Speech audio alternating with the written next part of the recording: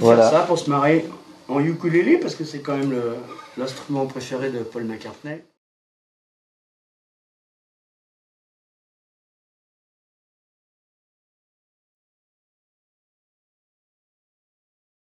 Alors on va parler pour voir si ça marche au niveau du micro, si c'est bon. Bullets one for the money, two for the show.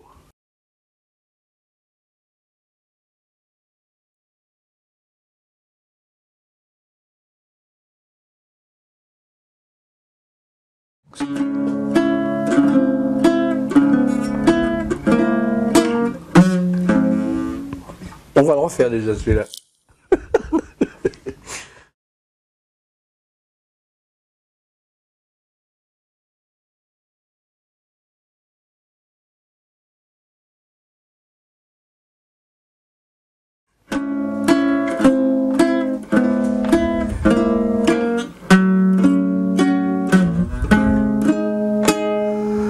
Voici un ukulélé, ce que m'a appris à jouer Paul McCartney.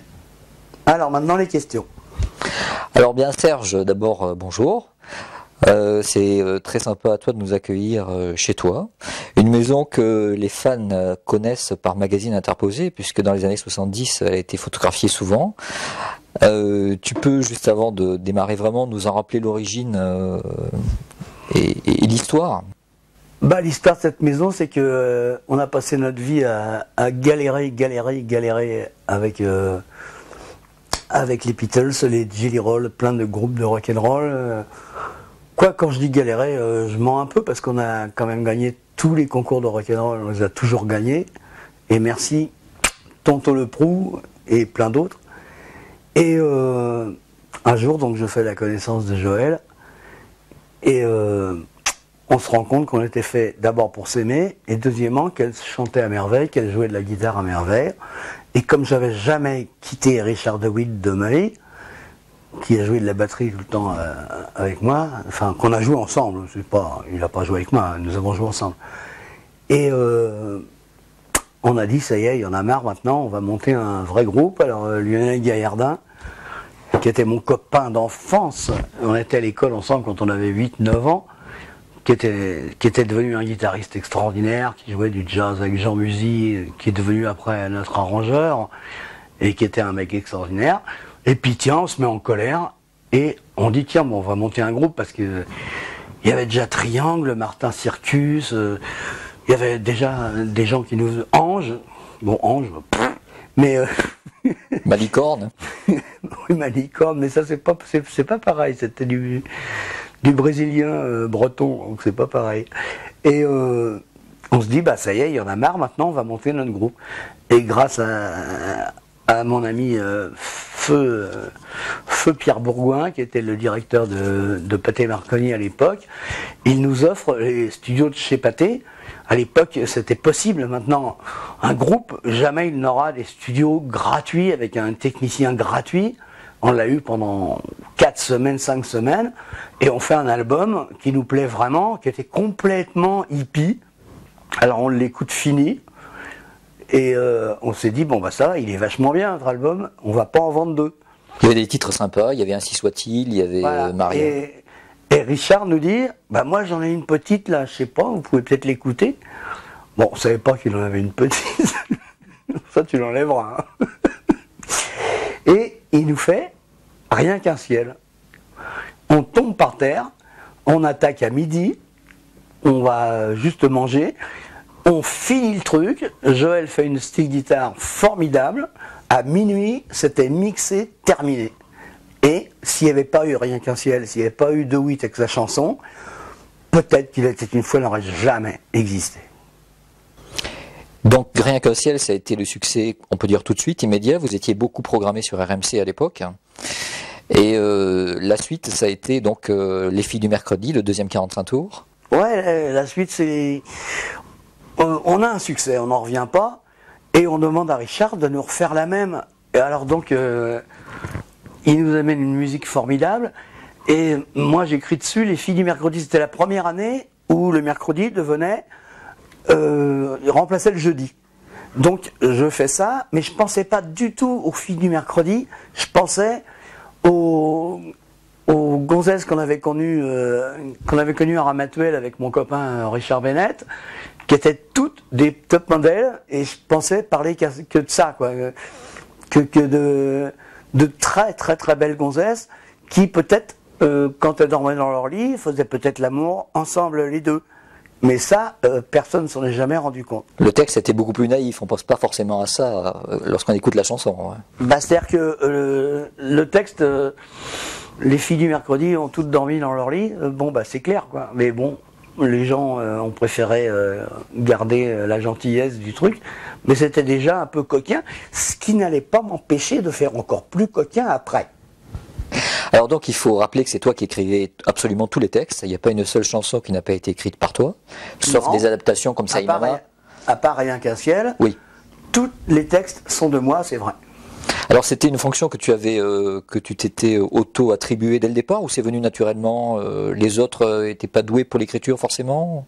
C'est pas vrai du tout, parce que Richard avait du talent. La preuve, c'est que quand on avait fait les Jelly Rolls, c'est lui qui avait fait l'adaptation de Try a Little Tenderness d'Otis Redding, où c'est lui qui avait fait le texte en entier, entièrement en phonétique, qui s'appelait Je travaille à la caisse, qui avait un peu fonctionné. Et donc, après, bon, c'est vrai que pour Y était une fois, j'ai ramené un peu mon clairon, quoi. Donc après Les filles du mercredi, il y a eu toute une envolée de tubes. Ça n'a pas empêché parfois certains disques de moins marcher, comme Quand tu partiras ou Douce nuit, Sainte nuit. Tu revois comment cette époque-là, tu étais dans quel état d'esprit, surpris par le succès, ou dans quel état d'esprit tu étais précisément? Jamais déçu, parce que il est normal que dans une carrière on se prenne des petits bides tranquilles, tout le monde s'en est pris. Même les plus grands, ils s'en sont pris, je pourrais même pas citer le nombre d'années dont certains grands chanteurs ont morflé.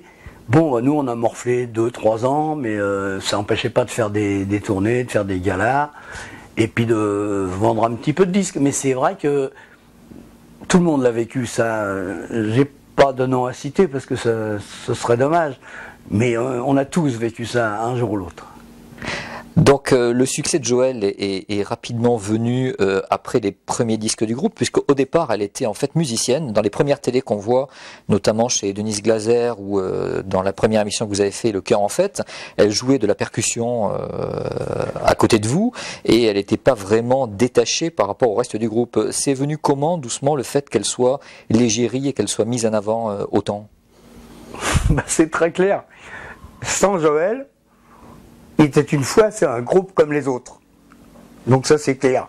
Si on n'a pas la belle, si on n'a pas la merveille, on est un bon groupe, comme était, je répète, Triangle, Mater Circus, plein de groupes formidables, qu'on fait vraiment des bonnes chansons. Mais nous on avait la belle, et eux ils l'avaient pas. Point. Et vous l'avez rapidement réalisé ça?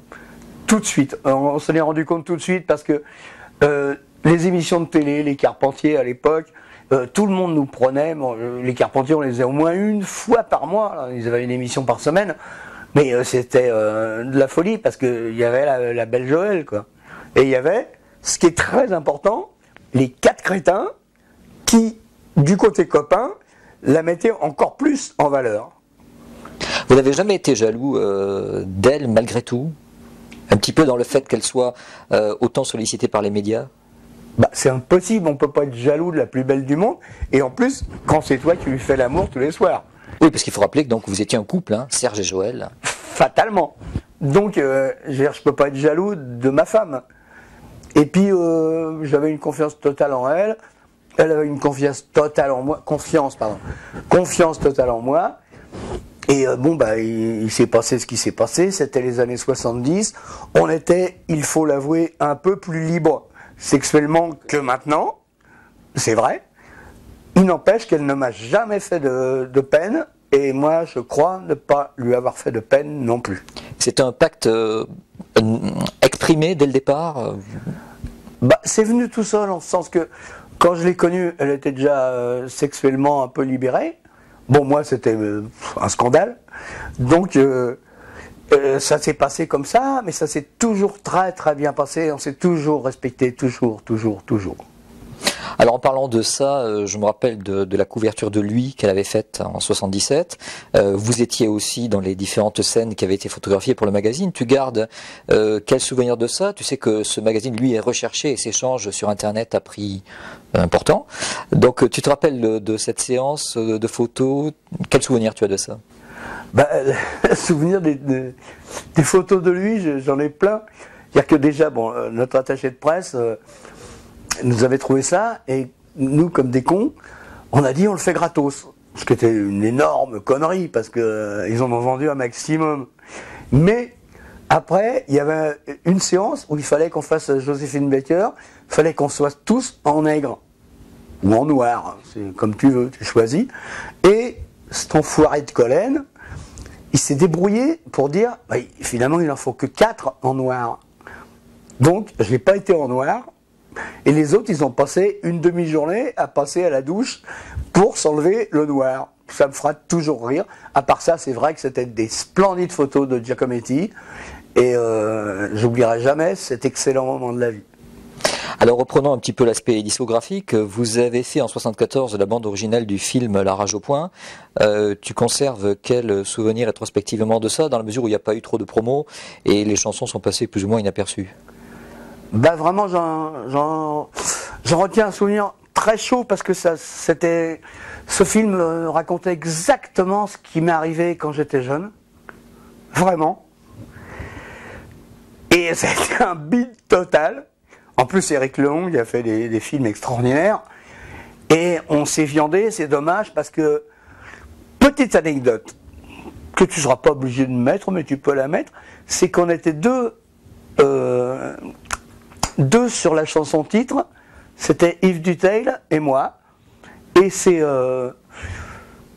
mon éditeur qui a choisi ma chanson, qui s'appelait Si l'on réinventait un pays.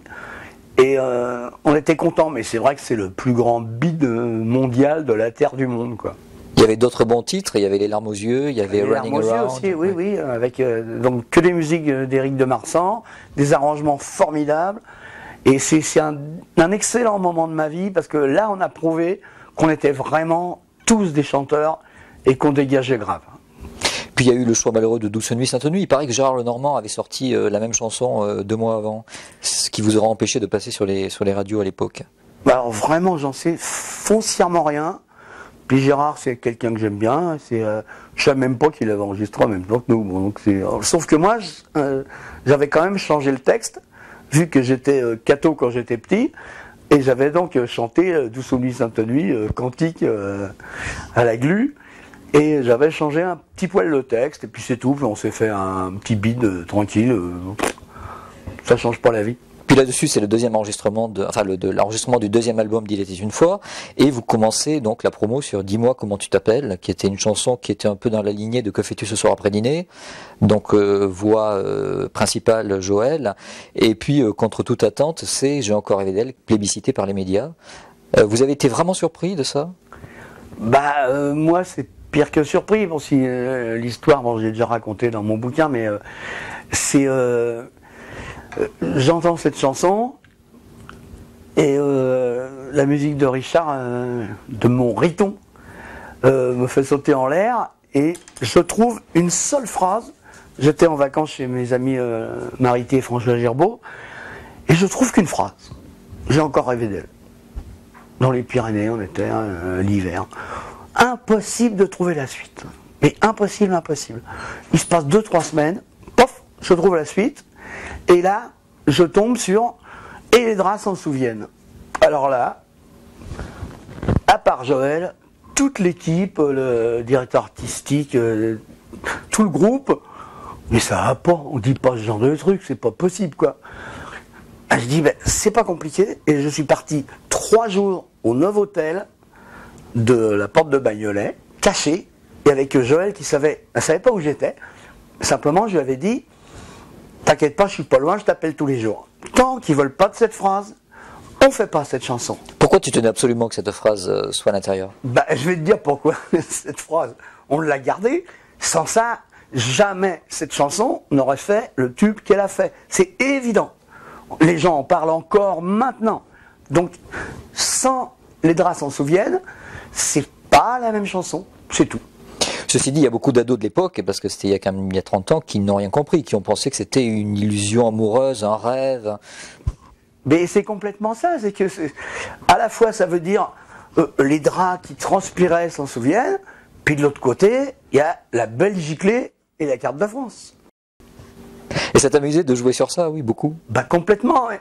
À tel point que pour faire la promo de la chanson, on avait demandé à Imaï, parce qu'à l'époque, enfin Pathé Marconi à l'époque, pas Imaï. Et à l'époque, il faisait de la promo, il faisait des cadeaux aux maisons de radio, etc., pour faire de la promo et tout. Et moi, je leur avais dit, on leur envoie des draps en soie avec une immense carte de France. Évidemment, la maison de disques n'a pas trouvé l'idée de très bon goût. Bon, c'est tout. Est-ce que tu n'as pas été déçu que d'autres chansons ne soient pas extraites de ce disque, dans la mesure où il y avait des titres, des tubes potentiels? Je pense à Ne bouge pas, ne change pas, à La femme araignée, à des chansons comme ça qui auraient pu être des tubes importants. Non, écoute, quand tu as un tube comme J'ai encore rêvé d'elle, t'es déçu de rien. Tout le reste sont peut-être des bonnes chansons. Je suis presque plus déçu du troisième album, où il y avait vraiment des choses merveilleuses. Et puis qui a été moins écouté, c'est pas grave. Quand t'as un truc comme ça, tu rentres chez toi. Là-dessus, le succès continue avec Viens faire un tour sous la pluie. Donc tu expliques dans le bouquin, tu vas nous rappeler, tu as un peu pompé, enfin tu t'es un peu inspiré, tu vas nous dire de quoi d'ailleurs? J'ai carrément tout piqué à Neil Sedaka, que évidemment les enfants ne connaissent pas, mais qui a fait des tubes au Carole et compagnie, qui étaient des tubes mondiaux. Et il a fait une chanson qui s'appelait Lost in the Rain, qui était absolument un chef-d'œuvre. Et j'ai dit à Richard, mon Riton, je lui ai dit, tu me fais la même. Alors je file la chanson, il m'a fait carrément la même, sans plagier, aucun accord, sans plagier rien. Moi j'ai un peu piqué, parce que Lost in the Rain, j'ai fait, viens faire un tour sous la pluie. Mais bon, bah, on n'a pas trop plagié, quoi. Mais on s'est vraiment inspiré. Et qui ne s'est pas inspiré? Si les Beatles ne se sont pas inspirés de Mozart, et si Beethoven ne s'est pas inspiré de Il était une fois, qui s'est inspiré de qui? Absolument, d'autant plus qu'il faut que tu le dises pour qu'on le sache, parce que personne n'avait rien vu. Bah, j'ai eu Beethoven au téléphone, mais comme il est sourd, il n'a pas voulu me répondre. Dommage. Et puis vous avez poursuivi avec Toi et la musique, voilà, là c'était plus difficile, là moment difficile. Non. Alors tu sais que Claude Wagner m'a passé une cassette d'enregistrement qui avait été faite à l'époque, où les séances étaient très agitées. Mais t'es insupportable. Tu filmes pas là, quoi. Où les séances étaient très agitées. De temps en temps, il y avait des gros coups de gueule entre toi et Richard notamment. Vous étiez parfois comme chien et chat, inséparables, mais comme chien et chat. Ouais, parce que faut pas lutter. Paroles et musique, c'était Richard et moi. Bon, Joël qui faisait tout le temps le médiateur avec Loulou, parce que Loulou pour ça il était formidable. Il a dit donc les mecs, vous jouez avec mon poignon, là, faut pas déconner. Donc on se calmait, mais ouais, on sentait que c'était pas des grosses chansons, quoi. Donc c'est peut-être pour ça qu'on s'engueulait un petit poil, quoi. Est-ce que sur ce 45 tours précisément, l'amour dans mon pays, qui était la phase B, il n'aurait pas été plus judicieux de le mettre j'aurais préféré 10 fois, parce que c'était le début du disco. Lionel avait fait une super intro de guitare, et vraiment, j'aurais vraiment préféré que ce soit cette chanson-là qui marche, ça c'est sûr. Là-dessus, je suis Mélodie dans les égouts. Alors ça, c'est assez amusant, cette chanson Dans les égouts, qui était quand même bizarre comme titre. Tu te rappelles de l'écriture de ce morceau? Bah ouais, bah c'est ma vie. Dans les égouts, c'est notre vie, quoi. Quelque part, même si on s'en est sorti, on est quand même né au bord dans les égouts, au bord. On n'était pas des rats, mais on n'était pas loin, quoi. Alors là, c'était vraiment une époque faste pour le groupe. Vous étiez en passe de faire l'Olympia avec Jodassin en février 77. Et vous sortez le 3e album avec Tourne la page, Samedi, samedi, Les Tours de Notre-Dame, un très beau morceau. Cet album, il a pas mal marché. Tu avais dit à l'époque que tu avais décidé de faire participer davantage les différents membres du groupe, avec notamment Lionel qui avait écrit plusieurs titres et qui chantait dans Tourne la page. Bah oui, parce que Lionel, c'est quelqu'un que je respecte encore, même si on n'a pas de gros contacts en ce moment, mais qui m'a écrit vraiment des belles mélodies, qui jouait de la guitare à la perfection. Et puis, il était temps que... C'est pour ça que ça s'appelle Tourne la page, c'est parce qu'il fallait qu'on passe aussi à un autre chanteur dans le groupe. Je ne dirais pas qu'on a fait le plus gros tube du monde, mais au moins ça s'est bien passé, et puis c'était mérité pour lui, quoi. Ça me paraît logique. Et puis donc l'Olympia avec Jodassin en 77. Alors j'ai plusieurs questions sur ce spectacle même. La première, il paraît que le soir de la première, Dan s'est pointé avec un huissier et vous a fait un petit chantage. Alors explique-moi un petit peu. Non mais attends, est-ce que les questions que tu poses, elles seront dans le truc? Oui. Ben oui, on était pliés par terre parce que bon, Dan nous avait quittés dans des conditions lamentables. On avait un gala gratos qu'on faisait pour les petits enfants handicapés et on avait eu une discussion pour revoir les contrats. Il est parti avec sa bagnole, il n'est pas venu faire le gala. Donc rien que pour des enfants handicapés, je trouve ça lamentable. Et donc on a pris Gilles Douyeb, qui était dans le groupe Chute Libre, un groupe de jazz rock que j'ai produit après, et qui a très bien marché. Je crois même que c'est le seul groupe en France de jazz rock qui a fonctionné, avec Mino Silelu, qui est depuis devenu le percussion de Miles Davis et des gens comme ça. Donc j'en suis assez fier. Et donc on a pris Gilles à la place. Le soir de la première à l'Olympia, le Dan il se pointe avec un huissier et sa guitare au bras, alors que sur l'affiche qui était dans tout Paris, on n'était que les 5. Il n'était pas dessus. Et il se pointe et il voulait nous faire un procès. Bon bah c'était minable, on aurait pu s'arranger, on aurait pu voir quelque chose. Après on a refait un autre truc auquel il a participé, mais il joue pas le jeu, quoi. C'est bah tant pis, c'est quelqu'un que je respecte quand même, mais bon, qu'est-ce que tu veux que je te dise? Alors pour cette Olympia, il paraît aussi que c'est pendant cette Olympia que les choses ont commencé à déraper pour Joël. C'est ce qu'a dit Richard dans une interview. Tu confirmes ou pas? Je peux pas confirmer parce que il est évident que elle a commencé à s'en mettre plein le cornet avec des musiciens à Joe. Et Joe savait bien qu'il s'en mettait aussi. Bon bah, qu'est-ce que tu veux que je dise d'autre? J'ai appris ça tellement longtemps après que ça m'a fait énormément de peine, mais bon. Donc après l'Olympia, nouveau 45 tours, il a juste besoin d'un bateau. Avec le temps des mobilettes. Vous avez fait quelques télés avec ça, c'était assez sympa d'ailleurs comme titre. Le temps des mobilettes, tu pourrais nous en parler? Bah, le temps des mobilettes, c'est pareil. On retombe dans ma vie. Quand j'étais petit, j'avais une mobilette. Et puis voilà quoi. C'est vrai que à l'époque, on avait des mobilettes. Moi, j'avais ma guitare Egmont, elle est nulle. Et j'avais une housse, mais je la mettais pas. Je mettais un plastique et je partais derrière un copain. Comme ça, on voyait que je jouais de la guitare. Ça, j'avais une guitare électrique dans le dos. Bon bah c'est tout, c'était pour draguer les gonzesses, parce qu'il n'y a rien de mieux au monde pour draguer les gonzesses que d'avoir une guitare électrique. Parce que le mec qui joue de la trompette ou le mec qui joue du sax, il est quand même comme ça. Nous c'était ça aide. Et puis donc première face à, je l'ai dit tout à l'heure, il a juste besoin d'un bateau. Vous avez fait pas mal de télé avec ce titre. Et puis est arrivé le jour de la fameuse télé à Deauville, le 11 septembre 77, où vous commencez l'émission, vous ouvrez après le générique l'émission. Joël et Richard arrivent dans un char traîné par un cheval et ils vous rejoignent un petit peu plus loin derrière des parasols.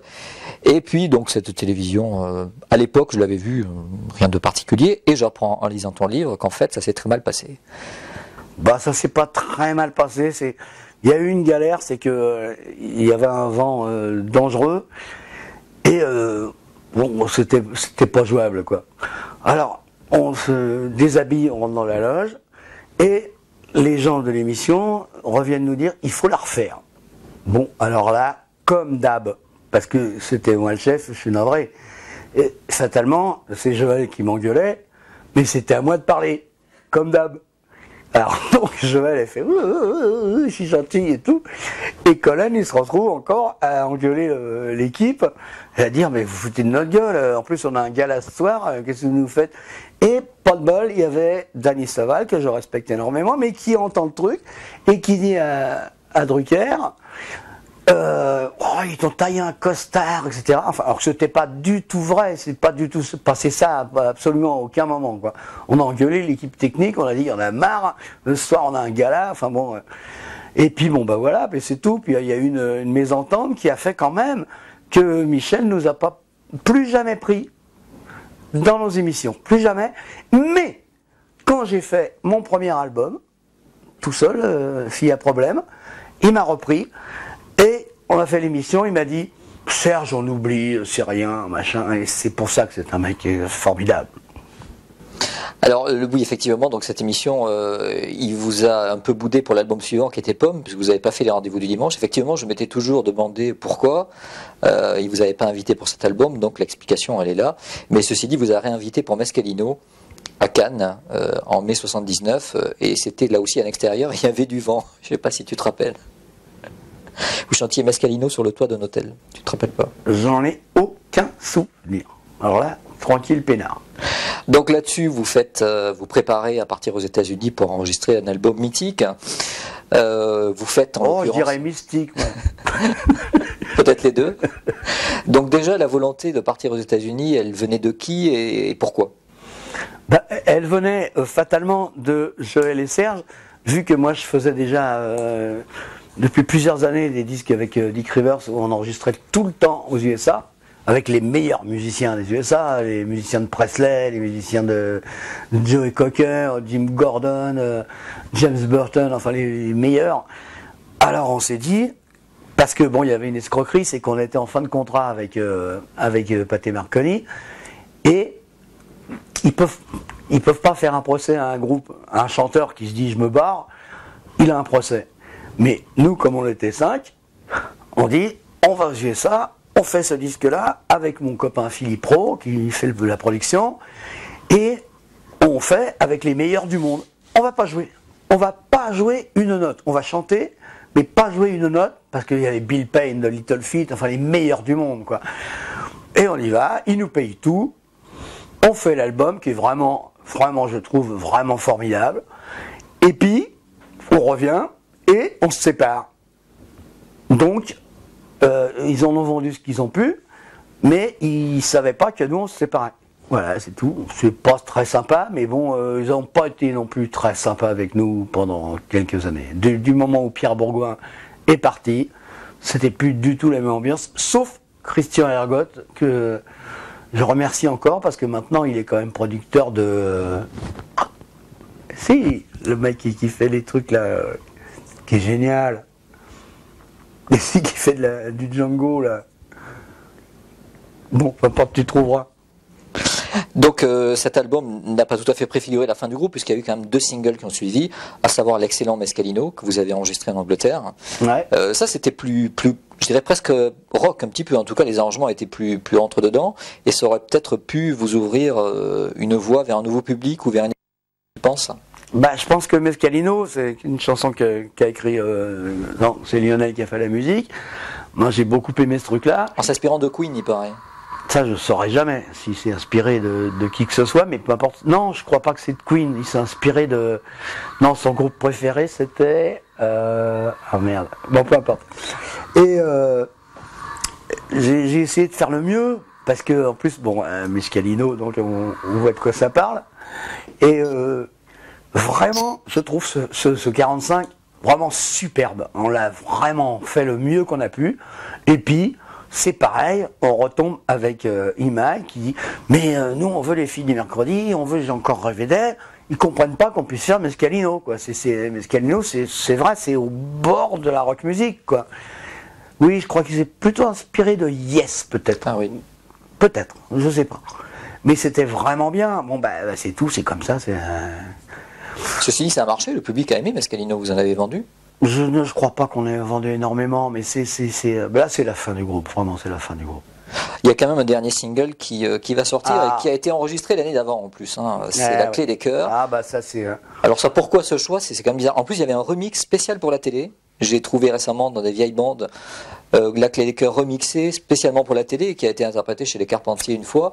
Alors le remix, il est pas génial, il est vraiment plat par rapport au 45 tours original, qui lui-même était un peu en deçà par rapport au niveau de la qualité des autres, des précédents. Il y avait Philippe Lomé qui avait composé et non pas Richard de Witt. Donc explique-nous un petit peu ce disque.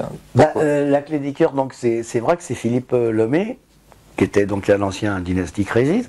C'est Jacques Mercier qui fait les vocalises. Et le jour où on fait la télé, le pauvre Richard, il était malade comme un rat, et il a fait semblant de faire les voix sur Jacques, quoi. Il était malheureux, parce que je le comprends très bien, je me mets à sa place. Et pour moi, c'est la plus belle chanson qu'on ait jamais faite, mais pas de bol, c'est pas Riton qui a fait la musique. Mais pour moi, c'est celle-là, et Il a juste besoin d'un bateau, pour moi, ce sont les plus belles qu'on ait faites. Mais c'est mon goût à moi, c'est pas. J'ai encore des bretzels, c'est bien, bon, c'est un peu belge. Bon, il était Harley une fois, c'était un peu un groupe belge aussi, mais important. Richard de Witt et Serge Collen sont belges tous les deux quand même. De Witt, bah oui, De Witt c'est belge, et Collen ça veut dire charbonnier en flamand. Exactement. On est donc tous les deux des Belges. Très important. Et donc, c'est vrai que c'est mes chansons préférées. Bon, j'adore J'ai encore rêvé d'elle parce que c'est West Side Story, c'est une merveille. Mais mes chansons préférées, c'est ces deux-là. Et de l'autre côté, il y avait Je suis passible de la peine d'amour, qui était un disco, un pur disco, carrément, on peut dire. Je vois pas de quoi tu parles. Tu te rappelles plus de cette chanson? Face B de La Clé des Cœurs. Oh putain. Non, apparemment, elle t'a pas laissé un souvenir impérissable. Dans 79, on est à 79, il n'y a pas de tournée cet été-là, c'est la fin du groupe un peu avant l'été, il y a quelques télés. Vous étiez vraiment dans l'esprit de séparation, où il y avait une porte qui restait ouverte? Non, la porte, je la mets dans le bouquin, c'est que Richard de Witt nous a dit « j'arrête la scène ». Oui, ce qui est assez rigolo d'ailleurs, tu Riton, ballonné de rire. Mon Riton, il nous dit ça, et nous, tous morts de rire, genre, la punition pour le show business, Richard de Witt arrête la scène. Bon, il se fait que depuis, il s'est repassé des choses qui se passent bien pour lui, et j'en suis ravi. Mais ce jour-là, comme de toute façon, Joël et moi, ça allait plus, donc quoi qu'il arrive, le groupe, il pouvait pas continuer si Joël et Serge n'étaient plus ensemble, c'est évident, on pouvait pas rêver. Et donc, on a fait 3-4 galas après, en toute politesse, il n'y en a aucun qui a laissé tomber la machine, et puis on a arrêté, quoi. Tu te rappelles de la dernière télé que vous avez faite ou pas? Pas du tout, et ça peut pas me marquer, parce que on a tellement fait de télé que la dernière, c'est comme la première. Non, la première, c'était Maria chez Denise Glaser, ça je m'en souviens. Si, c'était Le Cœur en fête, un mois plus tôt. Oh non, c'était Maria chez Denise Glaser. Donc, la dernière fois, vous êtes vus tous ensemble, tu te rappelles par contre ou pas? On s'est revus quelques fois, mais c'est... pas tous ensemble, on s'est jamais revus tous ensemble. Bon, j'ai revu évidemment Joël très souvent. J'ai revu Lionel, j'ai revu Loulou, j'ai revu Riton, mais tous ensemble, non. Je sais pas, il y avait plus... comment dire... Il y avait plus le pep, il y avait plus le... quelque part... se voir les uns et les autres, oui, on s'est revus, mais se voir tous ensemble, qu'est-ce qu'on se serait dit? Pourquoi? Je vois pas. Hein. Donc toi, après ça, tu n'étais pas spécialement décidé de faire une carrière solo, c'est Dick Rivers qui te met un peu le pied à l'étrier? Bah oui, c'est mon Dick. Comme moi je bossais avec lui et qu'on faisait des beaux tubes, parce qu'on a quand même fait des beaux tubes ensemble, et puis il me dit, ça va, t'as arrêté une fois, maintenant moi je vais te produire. Je dis, mais ça va, j'ai pas du tout envie de chanter, mais vraiment pas. Et il me dit, mais si, Alors je rappelle mon pote Paul-Jean Borowski, qui était le clavier des Martin Circus, et qui me fait des chansons formidables. Je fais mes textes, on repart aux USA, tout produit par Dick, qui me fait un truc formidable, et puis ça fonctionne, puis voilà, et puis It's Only Rock'n'Roll. It's Only Rock'n'Roll. Parmi les titres de ce premier album, donc il y a Fille à problème qui va marcher, ce qui va être le premier extrait. Il y aura un deuxième extrait qui vendra un petit peu moins, mais qui sera aussi beaucoup entendu, c'est À cause de vous. Tu gardes quel souvenir de ces chansons et quel est, si tu devais choisir parmi tous ces titres, est-ce que les succès qui en ont été extraits correspondent aux chansons que tu préfères sur ce disque? Non, moi ce que je préfère c'est Elle disait viens faire dans mon cœur. Un petit tour pour la nuit. Et tu n'as pas voulu sortir ce titre en single? Bah, c'est pas moi qui choisissais, c'était la maison de disques, donc moi j'avais le droit de rien. Est-ce que tu n'as pas été un petit peu effrayé par Carrère, qui a quand même l'habitude de manager les gens vraiment Alors pas du tout, il a été formidable. La première télé que je fais, il m'a dit tu vas pas y aller avec ta bagnole, tu vas avec ma Cadillac. C'était une télé pour FR3, je sais pas quoi. Carrère a été absolument extraordinaire, rien à dire, rien à dire. Si ce n'est qu'il aurait pu faire davantage de promos pour le deuxième album, justement, que tu as fait. Ouais, mais non. C'est de ma faute, le deuxième album, parce qu'on a fait une pochette intérieure surtout. Très ambiguë, où donc le disque s'appelait Les Colonneries de Paris-Hollywood. Et donc c'était entièrement sur Paris-Hollywood, le bouquin de cul qui existait il y a 30 ans. Et j'avais pris une petite mannequin, qui est même pas entièrement nue complètement d'ailleurs. Que tu surnommais, paraît-il, Gros Lolo. Non, pas du tout, ça c'est pas vrai. Une certaine Canada à l'époque m'avait dit ça. Ah non, bah, c'est parce qu'elle était jalouse. Non, qui s'appelait Véronique Auberti, je crois. Et qui était absolument charmante, etc. Et puis, avec Carrère, on a eu l'idée de mettre, à l'époque c'était des vinyles, et le rond au milieu, elle était comme ça, la fille, et le rond, elle ne s'était pas mis entièrement nue, mais on avait mis le rond sur son sexe. Donc, les télés, enfin les radios, ont trouvé le disque très très bien, mais c'était encore l'époque où c'était vraiment une grosse bande de cons. Et donc ça a été carrément interdit, ce qui n'arriverait plus maintenant. Puisqu'il y avait uniquement à l'époque, il faut le rappeler, 4 radios périphériques, Europe 1, RTL, France Inter et Sud Radio. Donc si tu étais boycotté d'un côté, tu l'étais généralement de l'autre. Absolument. Tu n'as pas essayé d'aller voir, il y a à l'époque des programmateurs qui étaient mythiques, style Monique Lemarcy à RTL ou ce genre de Le Marcy, elle pouvait pas me piffrer. Alors c'est pas compliqué. Elle aimait beaucoup Mike Brandt, il paraît. Ouais, c'est ça, elle aimait Mike Brandt et Joe Dassin, les mecs qui avaient du poil sur la poitrine, mais elle pouvait pas me blairer. Alors c'est même pas à peine d'y penser, quoi. À l'époque d'Il était une fois, elle vous a bloqué aussi, Martin? Ouais, complètement, elle nous a bloqué. Elle nous avait proposé l'Eurovision, et on se retrouve, donc on fait une audition au Luxembourg pour l'Eurovision, et on se retrouve 18e sur 20, et alors que notre chanson était vraiment exactement faite pour l'Eurovision, et elle a placé, elle a placé encore un poilu velu, qui est arrivé 18e aussi. Bon bah donc ça va quoi, c'est no comment. Ce qu'il y a de bien aussi, c'est l'épisode à San-Remo en 79. Non, ça va. Alors donc après ils nous foutent sur San-Remo. Alors San-Remo là on se retrouve dernier tout de suite. Alors on est accueillis, ils viennent nous chercher avec la Rolls, le machin et tout. Et on se retrouve dernier, tranquille, parce qu'il y avait que des mecs, comme l'Eurovision maintenant, ils dansaient tous avec des trucs, nous on faisait une belle chanson bien faite, quoi. In Pazziro. On n'avait rien d'autre à foutre. Et on l'a fait, on est dernier. Et on est rentré à pied à l'hôtel. Ça, je trouve ça merveilleux. C'est beau la chanson. Vous étiez déçus ou ça vous faisait marrer? Bah ça nous faisait marrer, c'est évident. Et on portait nos guitares et tout. Et rentrer à l'hôtel à pied, il n'y a rien de plus mignon, quoi. De toute façon, c'est connu que les mecs qui ont gagné ce jour-là, ils ont fait une grande carrière, quoi. Donc il y a eu beaucoup de disques qui sont sortis quand même à l'étranger. Il y a eu notamment la version allemande de Pomme, qui était un grand moment, ça aussi. Oui, ben je l'ai pas. Ah, tu l'as pas? Pourtant sur Internet. Tu l'as, toi? Ah, bien sûr. Putain, bah tu vas me la filer alors. Et tu l'avais, je te signale, parce que tu m'en avais. Non, je ne l'ai pas. Ah, tu l'as plus alors. Je l'ai pas, j'ai même pas la pochette, je l'ai même pas, je sais même pas comment ça s'appelle. Et heureusement qu'il y avait Joël qui parlait couramment l'allemand. Et parce que Richard, c'est pas terrible. Je te raconte pas comment il a fallu faire chanter Riton pour qu'il chante en allemand, quoi. Ah oui, ça on a bien rigolé. Vous avez fait des télés avec ça en Allemagne? Non, jamais. Puis il y a eu des singles qui ont été sortis en anglais, Clowns pour Viens faire un tour sous la pluie. Ça c'est pareil, rien du tout. Why My Love, Rien qu'au ciel. Ça a été ressorti dans la compilation de 96 par contre. Ouais. Hein. Tu regrettes avec le recul de ne pas avoir exploité en langue étrangère davantage de chansons? Pas du tout. pour une seule raison, c'est que allez tiens, je vais frimer.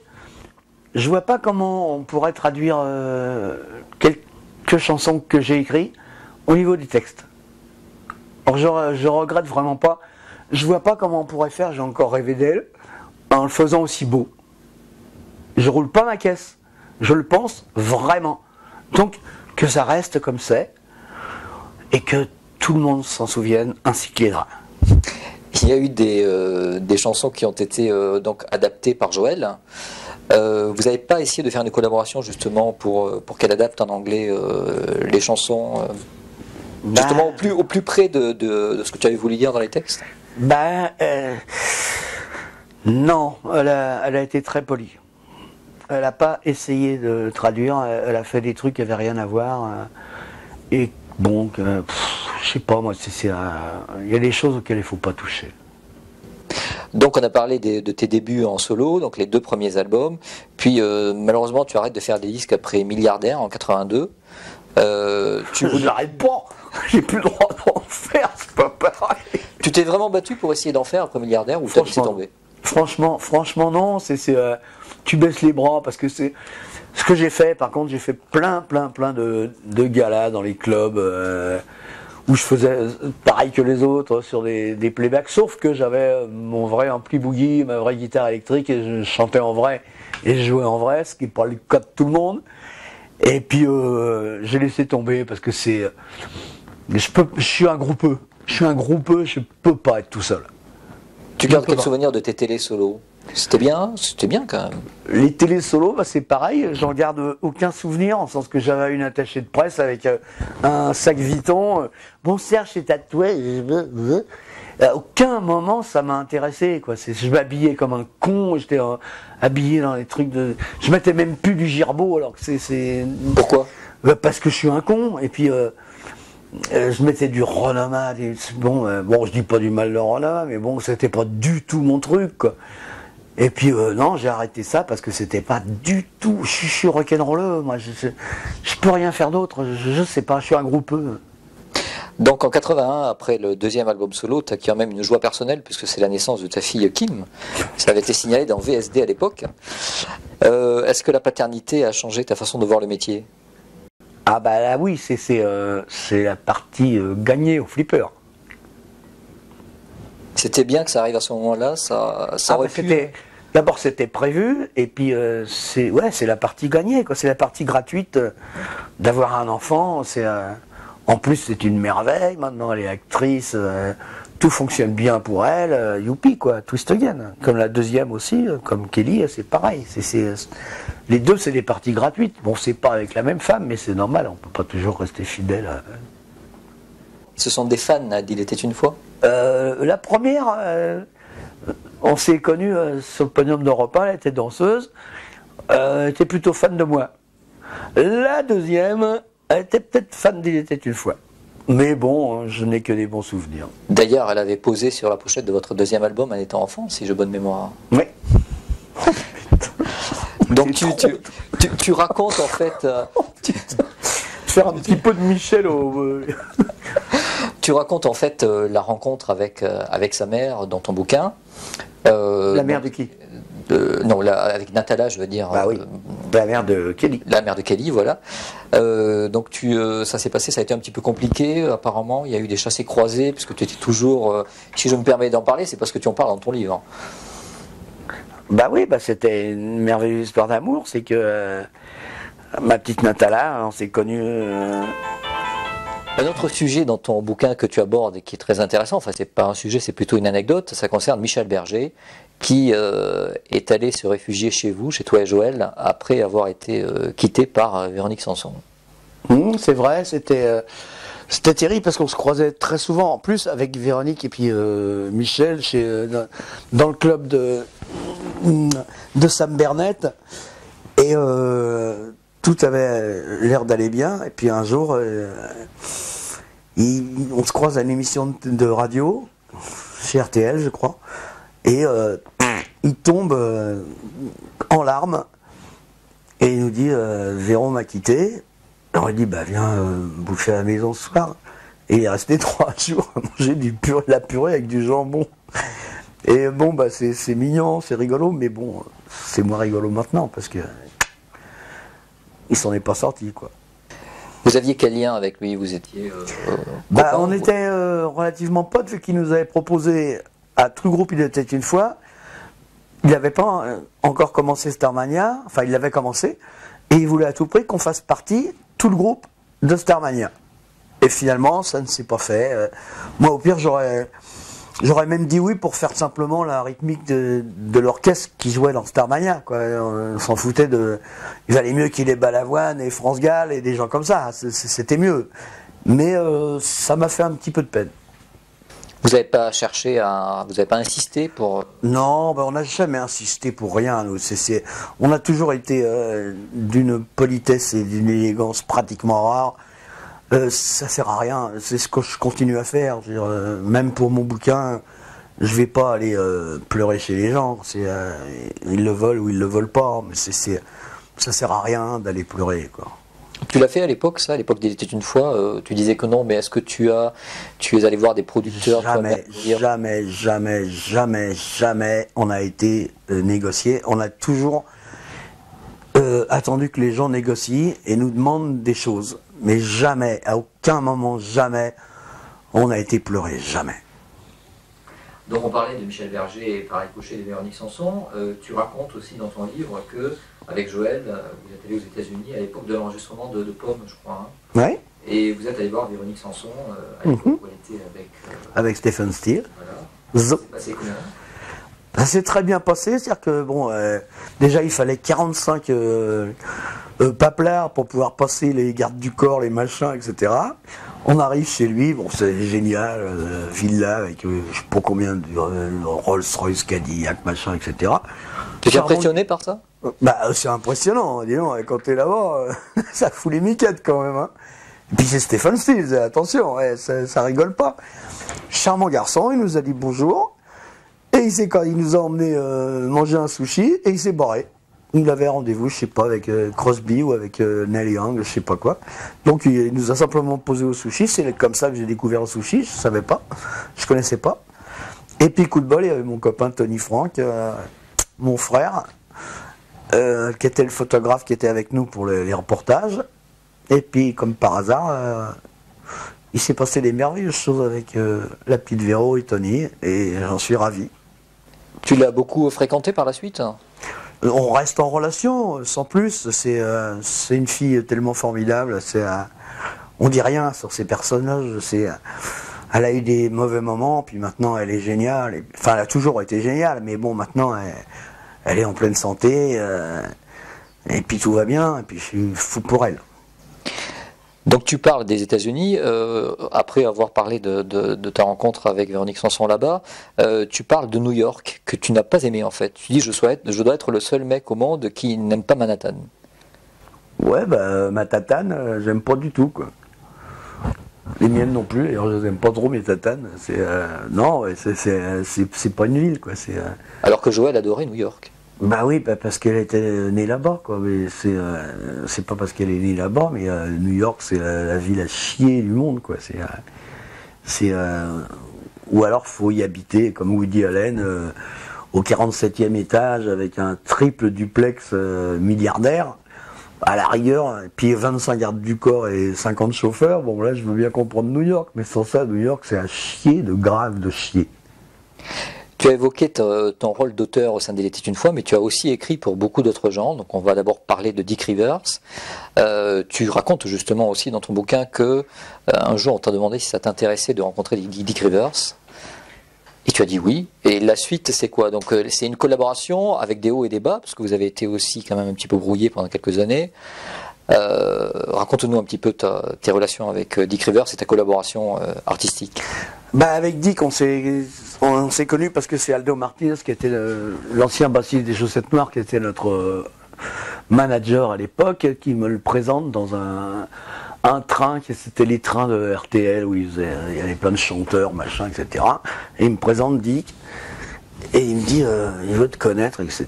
Et Dick me demande, tu voudrais pas écrire pour moi? Mais dans la seconde, c'est plus que oui, puisque Mitchell, qui est vraiment mon préféré, mais Mitchell, il écrit ses textes.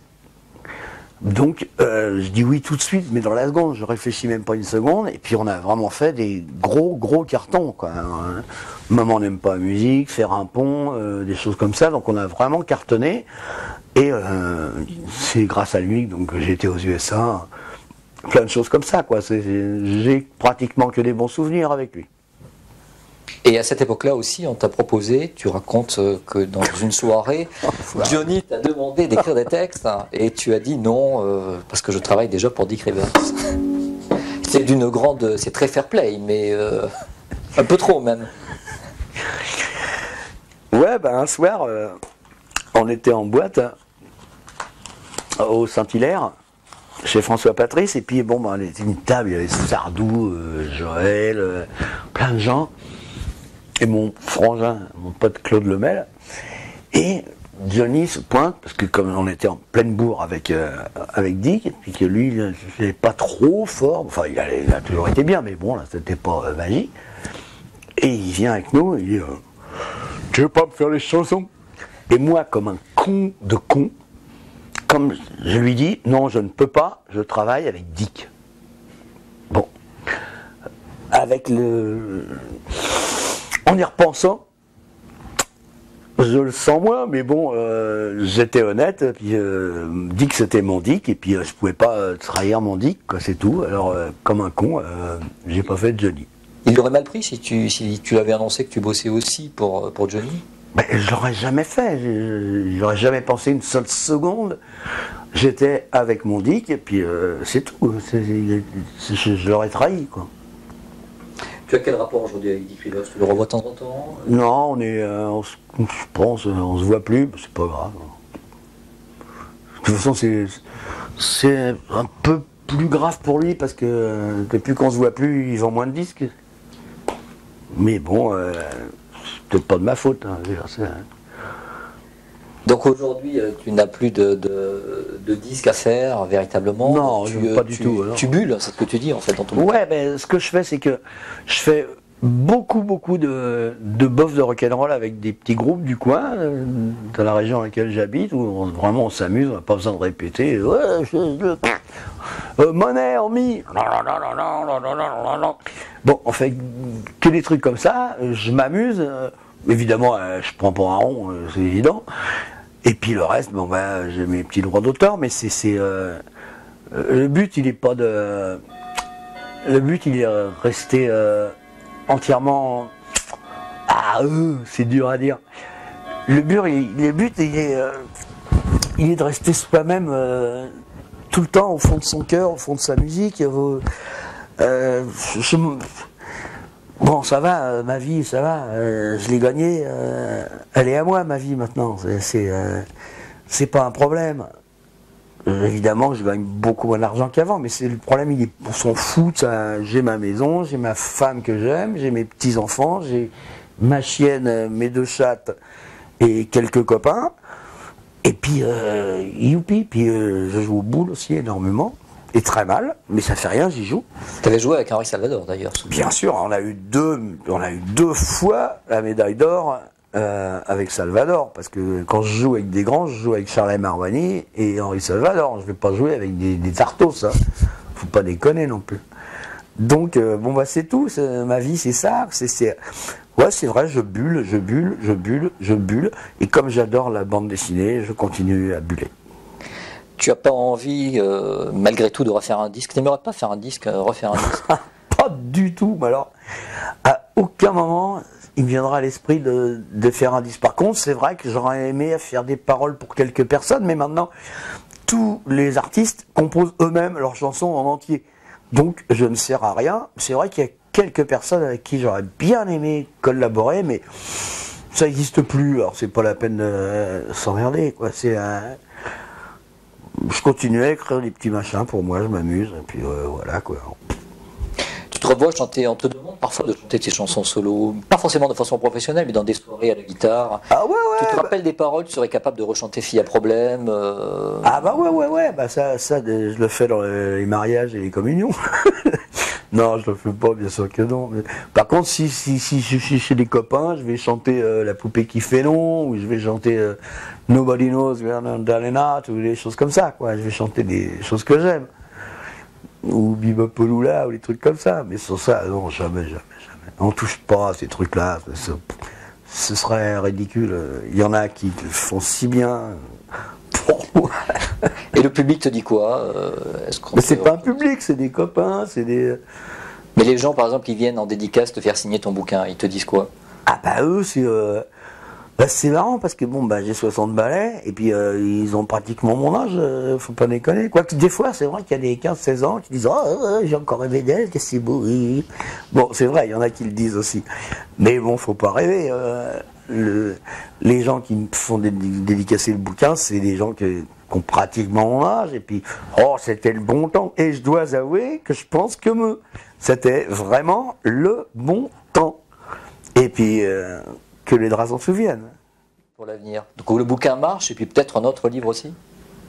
S'il y a un deuxième livre, je répète, il me faut un immeuble entier d'avocats. Tu serais capable de le faire? Ou tu dis ça par boutade?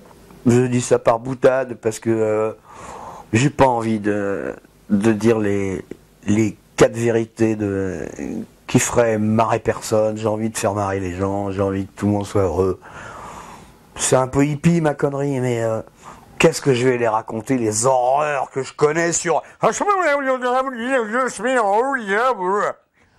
vais pas dire leur nom. Et tu envisagerais de faire un bouquin sur autre chose? Ça t'a donné l'idée et l'envie d'écrire? Oui, y a une chose qui est vraie, c'est qu'il y a Mimi, la femme de Carlos, qui est vraiment plus qu'une amie, et Carlos c'était mon frangin, et elle m'a demandé que ce soit moi qui fasse la bio de Carlos. Je ne sais pas si ça se fera, mais elle m'a dit j'ai tout écrit, j'ai tout, puis moi j'en ai un grave de Carlos. Par contre lui, je peux raconter la vérité vu que sa femme la connaît la vérité. Donc là, théoriquement ça devrait se faire. Et ça me ferait vraiment plaisir parce que Carlos c'est plus que mon frère, quoi. Très bien, Serge, je te remercie. Pas le choix. T'as plus qu'à ranger ton merdier.